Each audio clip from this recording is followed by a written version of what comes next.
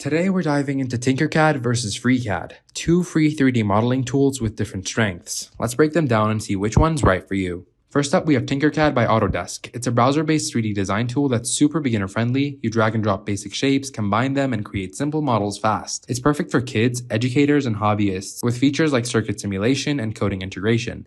Tinkercad's cloud-based, so you can work anywhere with an internet connection, but it lacks advanced tools for complex designs. Next, we have FreeCAD. This open source software is a powerhouse for parametric modeling, letting you design precise, real-world objects with adjustable parameters. It's ideal for mechanical engineers, architects, and pros needing 2D and 3D production-ready drawings. FreeCAD offers offline across Windows, Mac, and Linux, but its interface can feel clunky and it has a steeper learning curve. So, how do they stack up? Tinkercad shines for ease of use, education, and quick prototyping, great for beginners or simple 3D printing projects. FreeCAD is better for advanced users tackling complex engineering designs with parametric precision. Check out this chart. If you're new to 3D design or teaching, go with Tinkercad. For intricate engineering or professional projects, FreeCAD's your pick. Both are free, so try them out. That's it, guys. Which one's your favorite? Let us know in the comments. Don't forget to like, share, and subscribe, and happy designing.